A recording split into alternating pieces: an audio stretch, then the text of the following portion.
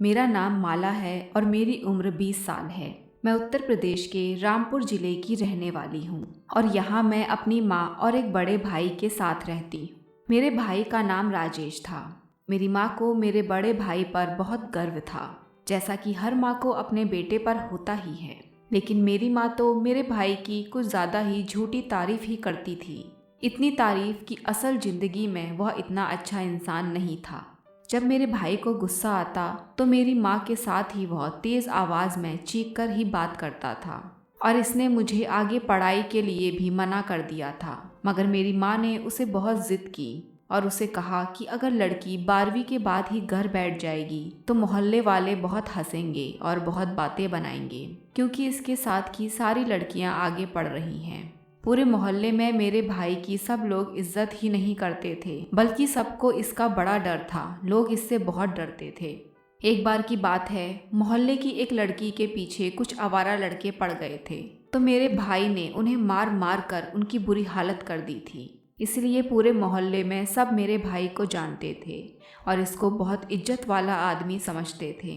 लेकिन धीरे धीरे जैसे ही इसकी कमाई बढ़ती गई तो मेरा भाई कुछ आवारा सा हो गया। उसने गंदी गंदी आदतें लगा ली। अब तो मेरा भाई सिगरेट भी पीने लगा था। वह रोज़ देर रात से घर आता और जब घर वापस आता तो उसने शराब पी रखी होती थी और क्या क्या उल्टे सीधे काम करता था, हमें तो कुछ पता ही नहीं था। लेकिन मेरी माँ की वही पुरानी सोच थी कि लड़के की शादी कर दो, सुधर जाएगा, बिल्कुल ठीक हो जाएगा, जिम्मेदारी बढ़ जाएंगी और पत्नी घर में आ जाएगी तो फिर वह बाहर भी नहीं जाया करेगा और वह इसको बाहर जाने से रोक लिया करेगी। वह शराब पीना भी छोड़ देगा। लेकिन यह बहुत ही बुरी सोच थी कि जिस लड़की को आप शादी करके अपने घर ले रहे हो वो डॉक्टर तो नहीं है जो आकर आपके बेटे को ठीक करेगी, और ना ही शादी कोई इलाज का तरीका है। शादी तो एक जिम्मेदारी है जो किसी ऐसे इंसान पर पड़नी चाहिए जो इसको अच्छे से समझ सके। फिलहाल कुछ ही दिन बाद मेरे भाई की शादी हो गई और भाभी जी हमारे घर पर आ गई। भाभी के घर आने के बाद मेरे भाई में कुछ कुछ बदलाव तो नज़र आते थे, लेकिन मेरे भाई की शादी के बाद एक अजीब सा वाक़या होने लगा जिसे देखकर मैं बहुत हैरान और परेशान थी। मेरी नई भाभी भी हमसे ज़्यादा बात नहीं करती थी। वह बहुत ही कम बोलने वाली थी। माँ ने कहा कि अच्छी बात है, ज़्यादा बोलने वाली लड़कियाँ मुझे बिल्कुल पसंद नहीं हैं। मैंने अपनी माँ से कहा था कि कहीं भाई भाभी के साथ लड़ाई झगड़ा तो नहीं करता है, तो माँ ने मुझसे कहा ऐसा बिल्कुल भी नहीं है, बल्कि हमारे खानदान के मर्द तो अपनी पत्नियों से बहुत प्यार करते हैं और तेरा भाई तो तेरी भाभी का बड़ा सच्चा आशिक है। जब यह 12 साल का था तो मुझसे बार बार कहता था, माँ मेरी शादी करवा दो। यह तो घर की जिम्मेदारी में उलझ गया, वरना यह बड़ा जवान और खूबसूरत है। तेरी भाभी को तो खुश होना चाहिए कि उसे इतना जवान और अच्छा पति मिल गया है। यह तो इतना अच्छा है, पूरे मोहल्ले में मेरे बेटे जैसा कोई भी नहीं है। माँ तो हर समय बस भाई की तारीफ करना शुरू हो जाती थी। उन्हें तो बस भाई की तारीफ करने के लिए कोई ना कोई बहाना चाहिए था। मगर मेरे भाई के साथ कुछ ना कुछ गड़बड़ जरूर थी। मैं यह देखकर बहुत ज़्यादा परेशान हुई कि मेरी भाभी मेरे भाई के कमरे के बाहर इस तरह खड़ी थी जैसे स्कूल में किसी छोटे बच्चे को कक्षा के बाहर खड़ा कर दिया जाता है और उसे कहा जाता है कि यही तुम्हारी सजा है, अब तुम्हें इस कक्षा के बाहर ही खड़ा रहना पड़ेगा। जबकि रात का वक्त था। इस समय तो भाभी को भाई के साथ कमरे में होना चाहिए था। भाभी का सर भी झुका हुआ था। जब मैं भाभी के करीब गई तो उन्होंने मुझे देखकर अपने आंसू चुपके से साफ किए थे और मैंने देखा कि आज तो मेरी भाभी ने नया सूट पहना हुआ था। वह नहा धोकर आई थी। वह आज तो बहुत ज़्यादा प्यारी लग रही थी। मैंने भाभी से कहा, आज तो आप बहुत प्यारी लग रही हैं। मेरी भाभी का रंग गोरा था। उनके लंबे घने खूबसूरत बड़े बड़े बाल थे और मेरी भाभी का नाम सिया था।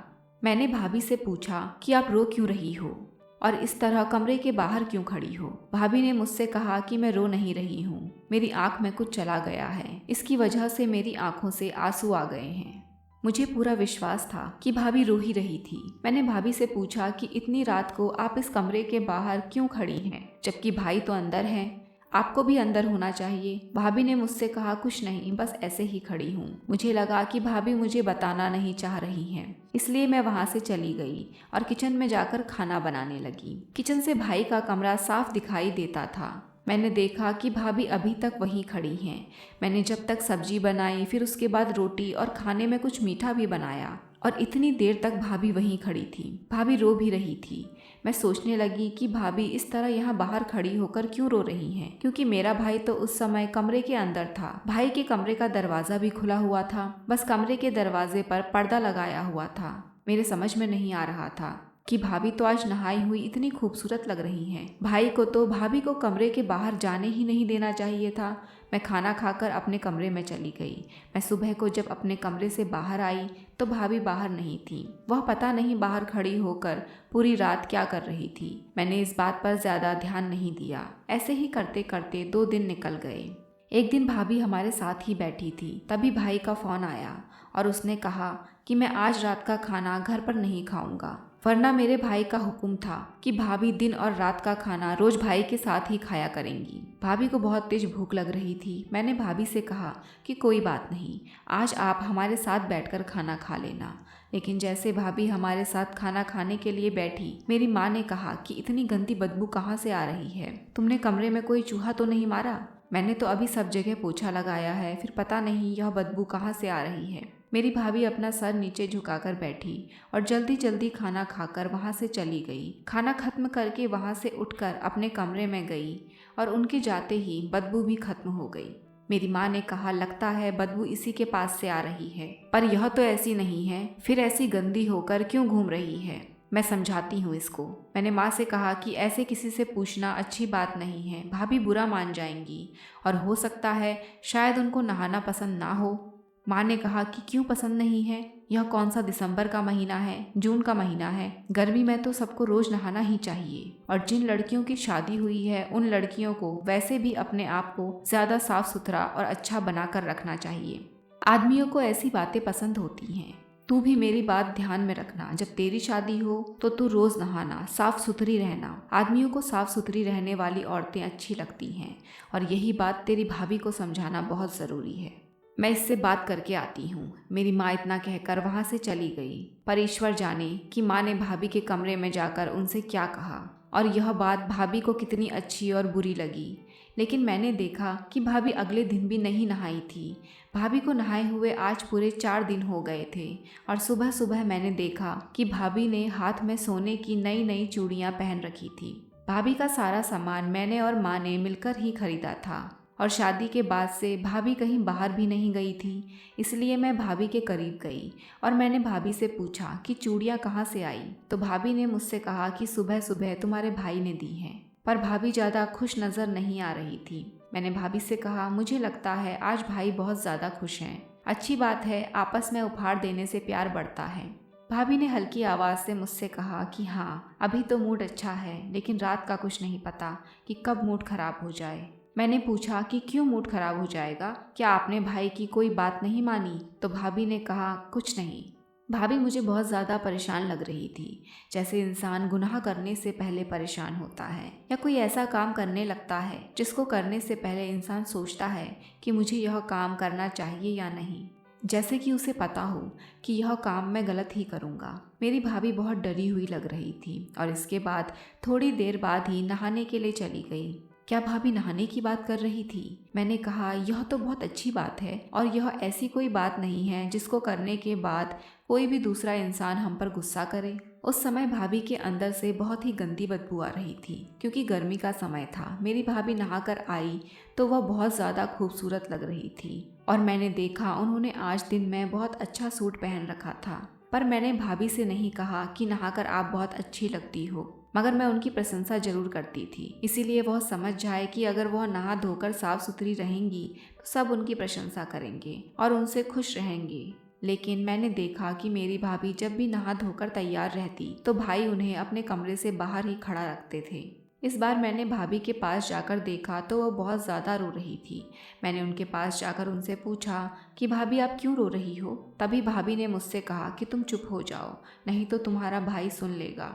फिर मैंने पूछा कि क्यों कमरे के बाहर खड़ी हो और क्यों रो रही हो? तभी भाभी ने मुझसे कहा कि एक दिन तुम सब समझ जाओगी कि यह सब क्यों हो रहा है, लेकिन पता नहीं क्यों यह सब मेरे साथ ही क्यों हो रहा है। भाभी ने और भी ज़्यादा रोना शुरू कर दिया। मैंने भाभी का हाथ पकड़ा और उन्हें खींचकर एक तरफ ले गई और उनसे पूछा कि आज मुझे सारी बात साफ साफ बताएं कि यह क्यों हो रहा है, आप क्यों कमरे के बाहर खड़ी होकर रोती हैं। तो कहने लगी कि तुम्हें पता है कि तुम्हारा भाई शराब पीता है। तब मैंने भाभी से कहा कि हाँ मुझे पता है, पर माँ कहती थी कि भाई की शादी हो जाएगी और उसके ऊपर जिम्मेदारी आएंगी तो ऐसा गंदा काम वो खुद ही छोड़ देगा। भाभी ने कहा कि क्यों छोड़ देगा, नहीं छोड़ा उसने सब कुछ, वह आज भी रोज़ शराब पीता है। तब मैंने भाभी से कहा यह सब तो ठीक है, मगर इस बात का भाई के शराब पीने से क्या मतलब है? आप यहाँ क्यों खड़ी हैं? भाई ने आपको बाहर क्यों निकाला है? तो भाभी मुझसे कहने लगी मुझे नहीं पता, मैं कुछ नहीं जानती, तुम मुझे छोड़ दो और मुझे वहीं पर खड़ा रहने दो। मेरी तो कुछ समझ में नहीं आ रहा था। फिर कुछ दिनों बाद भाभी ने नहाना छोड़ दिया और उनके जिस्म से फिर से बदबू भी आने लगी। बहुत गर्मी का मौसम था, कोई भी इंसान अगर 3 से 4 दिन नहीं नहाएगा तो उसका यही हाल होगा। मेरी भाभी जब भी माँ के पास आकर बैठ जाती तो मेरी माँ अपनी नाक को अपने हाथ से ढक लेती या फिर दुपट्टा नाक पर रख लेती थी। मैंने अपनी मम्मी से इशारा करके कहा था कि वह ऐसा ना किया करे, भाभी को बुरा लगता होगा। तो मेरी माँ मुझसे कहती कि आखिर इसको नहाने में परेशानी क्या है, क्यों नहीं नहाती है, इसकी माँ ने इसको यही सब सिखा कर भेजा है। माँ की इस बात को सुनकर भाभी बहुत ज़्यादा परेशान रहती थी और शर्मिंदगी भी उनके चेहरे पर दिखाई देती थी। लेकिन मैंने देखा भाभी जब जब नहाती थी तो भाई उसको कमरे के दरवाजे के बाहर खड़ा कर देता था। जिस दिन भाभी नहीं नहाती थी तो भाई भाभी को बहुत ज़्यादा ध्यान रखता था। वह भाभी के लिए उपहार भी लेकर आता और रात को इसके खाने के लिए आइसक्रीम भी लाकर देता था। भाई भाभी के इतने नखरे उठाता था और उनको इतना प्यार भी करता था। फिर जिस दिन भाभी नहाकर नया सूट पहनकर तैयार रहती थी तो न जाने क्यों मेरा भाई भाभी को कमरे से बाहर ही खड़ा रखता। इन सब का क्या मतलब था? माँ तो कहती थी कि आदमियों को साफ सुथरी औरतें पसंद होती हैं, जिनके जिस्म से खुशबू आ रही हो, जिसने अच्छे से बाल बनाए हों, अच्छे अच्छे कपड़े पहने हों। मेरी भाभी तो इतनी सुंदर थी, उनका रंग भी गोरा था और भाभी पर हर रंग का सूट बहुत अच्छा लगता था। लेकिन पता नहीं यह क्या चक्कर था कि जिस दिन भाभी बहुत ज़्यादा साफ सुथरी और अच्छी लगती थी, भाई उनसे झगड़ा करके उन्हें कमरे से बाहर निकाल देता था। और जिस दिन उनके जिस्म से बदबू आ रही होती थी तो भाई उनकी खूब नखरे उठाता और उन्हें खूब लाड करता और इनके लिए बहुत से उपहार भी लेकर आता।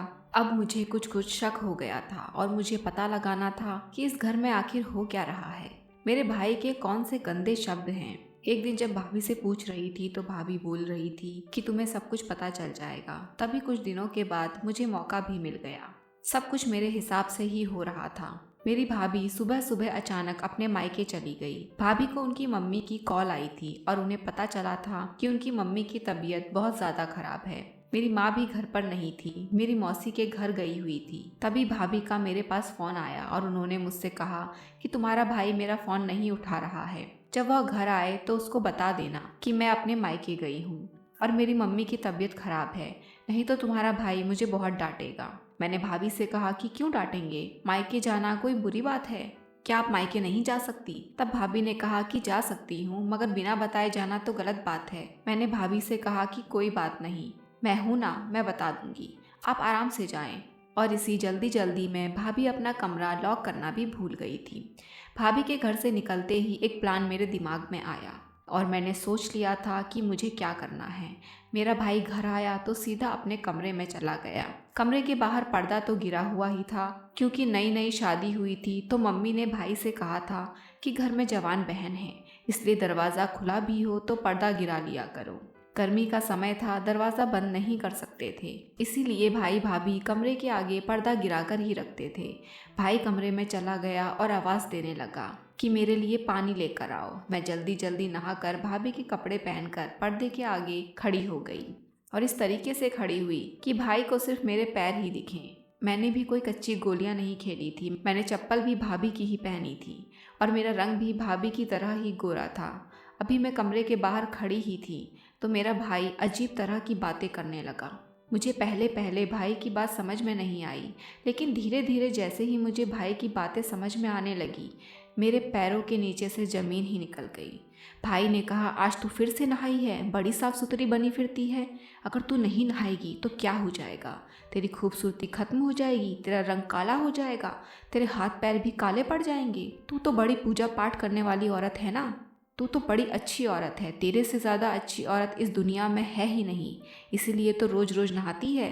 मेरे भाई ने ऐसा कहा और कोई चीज़ उठाकर मेरे पैरों पर दे मारी। अब क्या भूत बनकर खड़ी है? आज मैं तुझे तेरी औकात याद दिलाता हूँ। लातों के भूत बातों से नहीं मानते, इसीलिए मेरे आने से पहले ही यहाँ नहाकर खड़ी हो गई है। तूने मेरे मना करने पर भी नहाने की गलती कैसे की? आज मैं तुझे अच्छी तरह से समझा कर ही रहूँगा। रोज रोज बातें सुनने की तो तुझे आदत सी हो गई है। आज मैं तुझे अपने हाथ चलाकर भी दिखाता हूँ। जब मैंने तुझसे कहा है कि मुझे नहाई हुई औरतें बिल्कुल पसंद नहीं हैं, तो फिर तू क्यों नहाती है? मेरा भाई बहुत तेज तेज और बुरी तरह से चीख रहा था। आज मुझे पता चल गया कि मेरी भाभी इतना डरी हुई क्यों रहती हैं।